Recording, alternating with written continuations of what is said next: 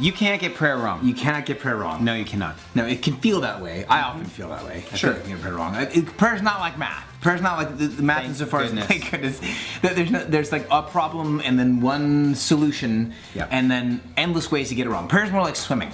There are a lot of different ways to swim, but ultimately, if you're in the water and you're not drowning, you're swimming. You're swimming, but we feel like we get prayer wrong. I do. We feel have a like I get prayer wrong. stressor that we feel like, I'm not getting this right. And it comes from a few different places, not just from like bad teaching per se, but it's like it comes from places like this. Like if you Google the word prayer and you search images, you get a lot of images like this, with the hands raised, eyes closed, you know, maybe the hands clasped, and it's sunset. It's almost always at sunset. I'm praying at the wrong time of day. I need to do it more at sunset. I had no idea, and I'm joking, obviously, to a degree, but I start to feel at some point that if my prayer life does not feel like these images look, then I must be doing something wrong. I'm not getting there. What am I doing wrong with my prayer life? I feel like I'm getting it wrong. And that's where this book comes from, Prayer, 40 Days of Practice.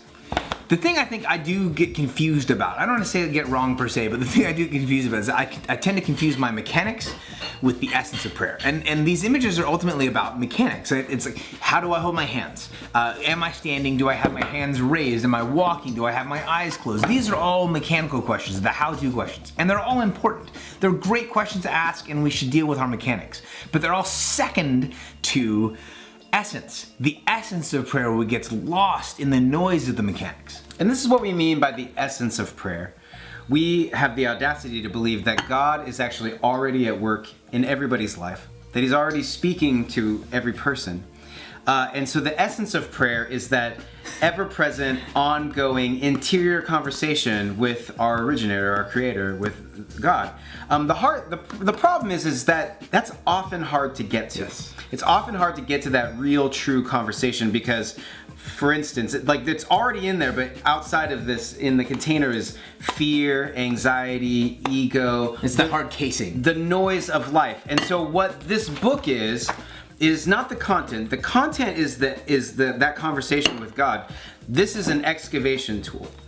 Like this is and our book specifically is these two parts of it, which is words and images. And we use those words and images as an excavation tool to get to the delightful, interesting, tuna, delicate. It's actually pink salmon. Dude, get to the salmon. Pink salmon. The salmon of prayer.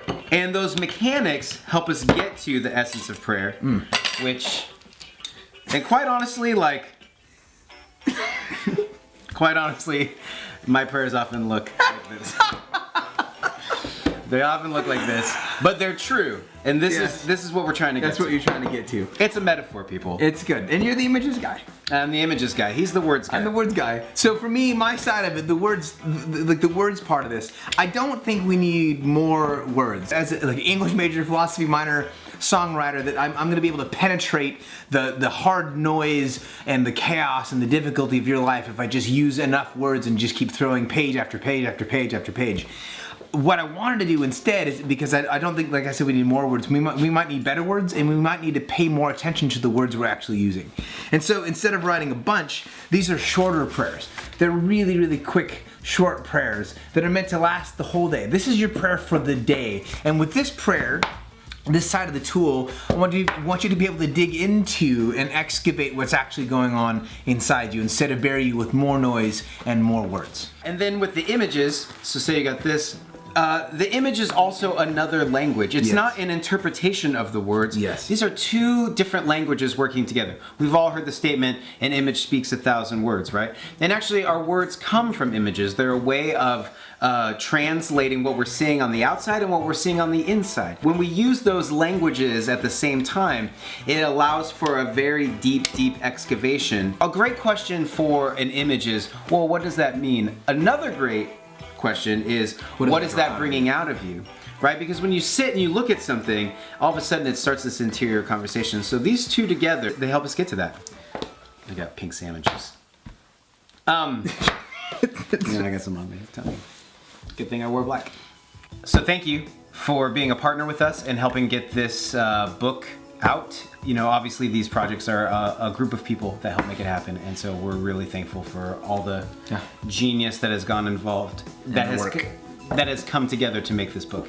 And ultimately, and this 100% sincere. Like we are happy with the book. We've been happy with the book. Like we like the work we've done. It's the kind of book we wanted to see in the world, which is why we made it. But we really sincerely do believe that God is active and alive and working and speaking in the hearts and minds and lives of a whole lot of people who need tools to get to recognize, to navigate, to excavate the work, the existing work, the ongoing work of God in their lives. So thank you for being in that process with us. All right, we did it. It's done.